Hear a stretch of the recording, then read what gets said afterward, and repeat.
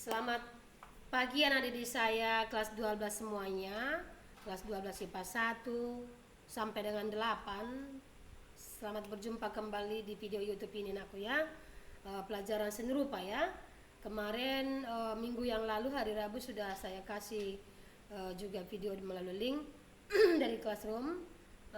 Kemudian ada juga penugasan ya. Itu tugasnya sudah saya cek tapi masih banyak belum masuk tugasnya. Itu tolong dilengkapi semuanya ya. Baik nak, saya mau menyapa Anda, semoga Anda semuanya dalam keadaan sehat walafiat semua nak ya. Tidak ada yang sakit, semoga sehat karena kita akan memulai pelajaran kita seni rupa. Ya, seni rupa sekarang ini ya. Gini nak, nanti saya karena kan agak banyak juga sedikit ini, udah banyak sedikit ya. Agak banyak dia saya ringkas, tapi hanya saya ambil intisarinya saja. Nanti kamu bisa ulang-ulang di rumah ya, supaya nanti video ini enggak terlalu panjang ya.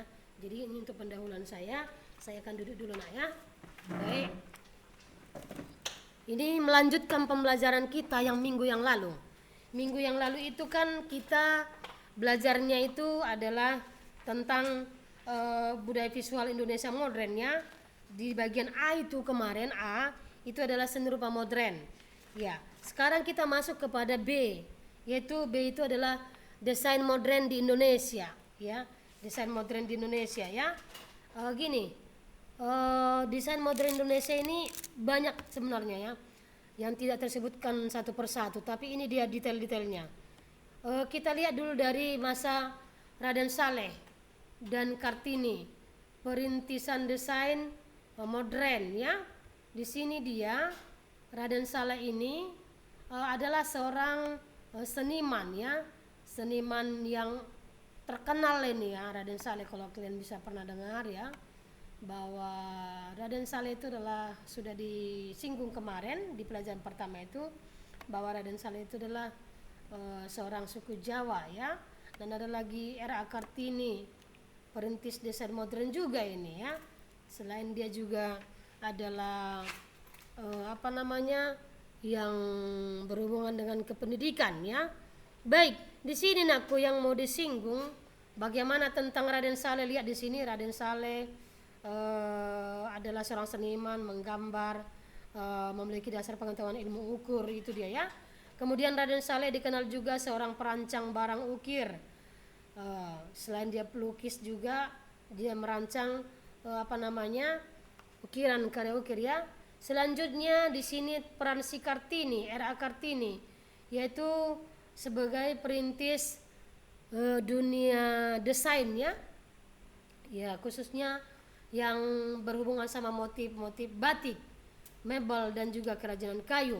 Baik, selanjutnya naku, ini saya singgung lagi naku untuk berikutnya ini nanti, bahwa ini ada contoh-contoh batik. Saya rasa sudah semua kenal batik ya. Kita setiap hari Jumat kalau sekolah biasanya memakai batik ya.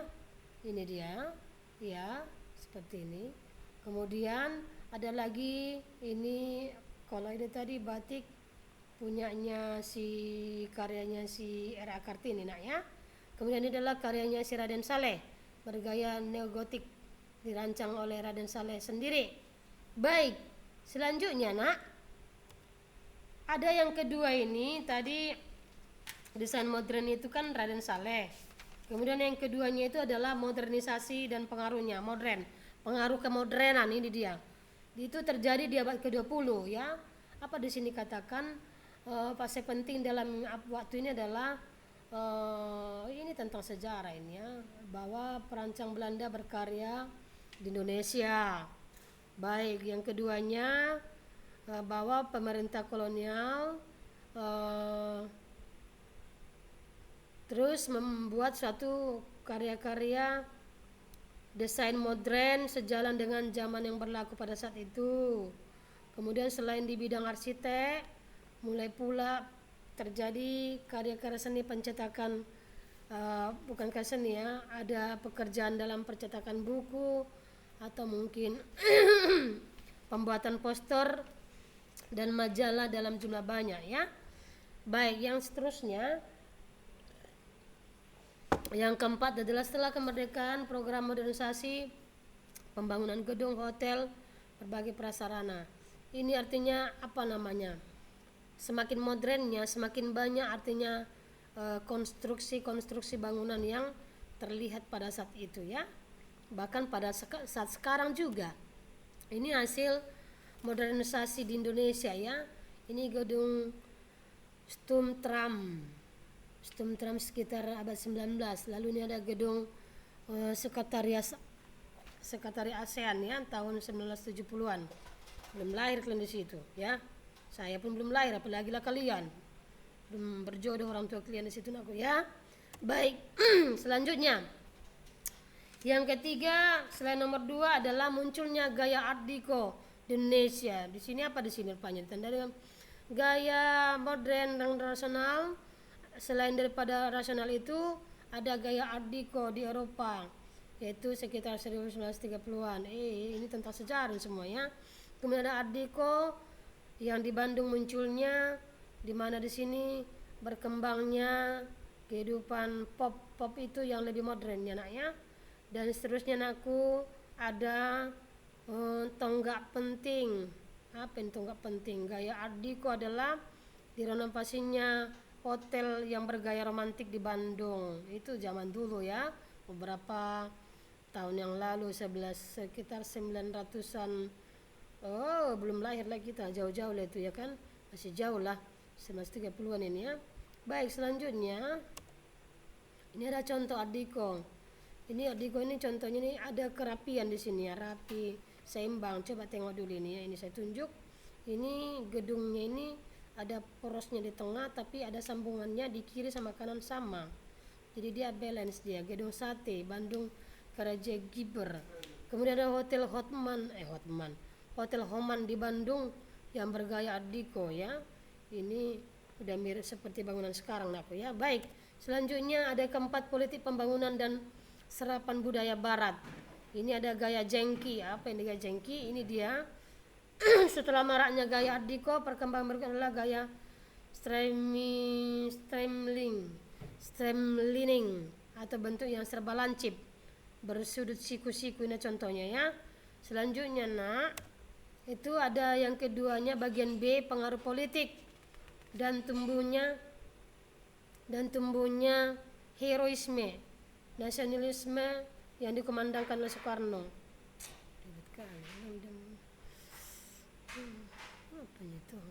Baik,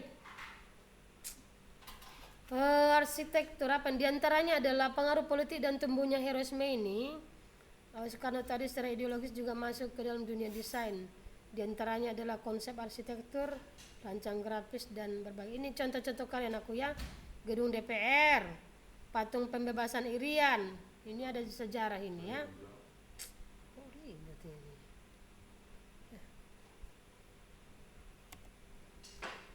Tradisi inovasi. Di sini dia yang bagian C. Gaya modern dalam desain tidak hanya bangunan dan barang saja, tapi juga melingkupi berbagai karya rupa yang melibatkan inovasi teknologi tinggi maupun karya seharian seperti pesawat terbang. Ini juga desainnya atau konstruksi untuk pembuatan pesawat terbang orang serupa sini ya. Termasuk juga mobil, kereta api, kapal laut, produk elektronik, busana, kerajinan. Oke. Selanjutnya ini contoh-contoh barangnya aku yang mobil, pesawat. Oke. Kemudian kelima aku tumbuhnya elektisisme ya. Di sini abad 18 naku, gaya yang menonjol di sini adalah dianggap sebagai gaya yang komersial, disukai banyak orang, artinya banyak konsumen yang ingin memiliki atau membeli produk-produknya. Kemudian elektisisme memiliki semangat untuk mencampur adukan semua unsur yang kebetulan disenangi atau unsur-unsur yang nya sekarang atau mungkin zaman saat itu diminati oleh banyak orang ya. Selanjutnya contoh gaya elektisisme yaitu aneka bungkus rokok. Ini desain kalian tengok pun rokok-rokok itu walaupun itu dilarang oleh pemerintah untuk merokok, tapi desain itu orang perupa juga buat itu ya. Ini rumah modern, bagaimana membedakan rumah-rumah modern itu dengan rumah tradisional, bagaimana membedakan rumah tradisional kesukuan mana ini semua adalah bagian seni semua ini ya berupa. Baik, selanjutnya aku ada 6 produk massa dan pengaruh budaya pop. Maksudnya kebudayaan barat Indonesia gencar terjadinya di tahun 1960-an ya, mempengaruhi kaum muda secara fanatik ya. Ada perkembangan di sini. Pop itu artinya lebih lebih modern ya. Baik, lalu ada selanjutnya di sini masa pemerintahan Soekarno. Apa yang terjadi di situ? Kebudayaan barat banyak mendapat hambatan katanya.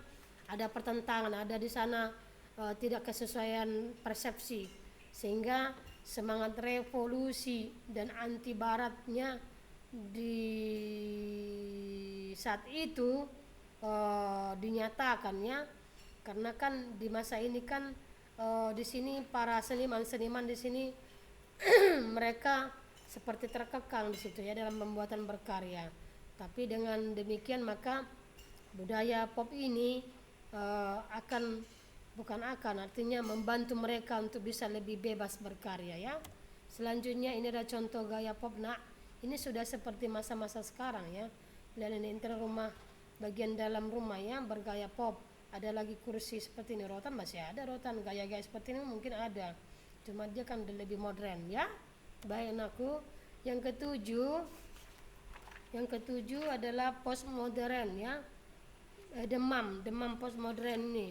Gaya postmodern ini adalah kebiasaan atau mungkin yang dianut oleh para seniman di sini adalah gaya Memphis dengan karya yang unik ya. Dimana di sini saya tunjukkan di sini karya mahasiswa secara berani diterapkan, yaitu warna-warna yang pada saat itu di masa postmodern ini adalah warna-warna pink, warna hijau muda, warna-warna pastel, dan berbagai motif rancangan produk ya. Kemudian ada ciri utama postmodern ini adalah bentuknya modern, bentuknya bebas, bentuknya beraneka gaya, beraneka ragam, bahkan warna-warna yang cerah-cerah, yang kinclong-kinclong, yang tidak redup. Lalu di sini ada contoh gaya postmodern ini. Lihat dulu warnanya ini, walaupun kayak kabur-kabur ya. Ini yang saya ambil yang dari zaman, memang betul-betul zamannya postmodern ya. Ini warna koper buku kalam ya. Ini mereknya kalam, tapi ini lihat ini. Jadi warna itu yang membuat dia ada ketajaman di sana ya nak ya. Kemudian kursi kafe dengan gaya postmodern. Ada juga kayak gini mirip-mirip ya, walaupun sudah direnovasi yang lebih bagus lagi, lebih canggih, lebih keren. Siapakah mereka? Dengar nakku, ini ada di sini nanti di buku paketmu di halaman terakhir nak. Di sini itu siapa mereka ini, artinya ada beberapa seniman di sini di bagian sini naknya, di buku ini, buku paket yang hijau ini warnanya backgroundnya, ini semua itu kamu nanti sesudah nanti kamu catat nanti intisarinya ini ke dalam buku gambar ini. Gini kesimpulannya, bahwa pembelajaran ini kan tadi seninya itu semakin berkembang. Jadi dari yang masa-masa lalu ke zaman sekarang, ke pop, ke modern. Jadi pembuatan karya itu lebih modern gitu ya.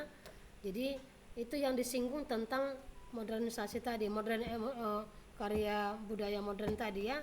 Jadi kita, anak saya harus juga mampu nanti berkarya secara modern ya. Jangan apa yang kamu lihat aja itu kau contoh, tidak. Harus dia betul-betul membuat karya gambar, lukisan itu dari imajinasi. Jadi ini nanti baca-baca kalian ini, baca ini, kemudian nanti di bukumu garis pinggir aja nakku ya, apa intisari, contoh apandi, apa ciri khasnya apandi, karya-karyanya dia seperti apa, di garis-garis saja nak ya, nggak usah ditulis-tulis lagi nak, karena ini kan tadi intisari yang ibu sudah ciptakan ini harus kau catat di buku gambar ya. Itu tugas kedua, mencatat intisari ini semuanya tadi yang sesingkat-singkatnya itu ke buku gambar sebelah kanan lagi nanti ya. Kalau kemarin kan gini, dibuka buku gambar kemarin tugas pertama itu ya, yang YouTube yang kemarin sebelah kiri dibuatkan, maka tuliskan lagi ini intisarinya ini semua di kanan, sebelah kanan. Jadi jangan hanya di kiri kanan, biar dia rapat ya nak ya. Jadi bisa dibaca kanan bersambung ke kiri ke kanan.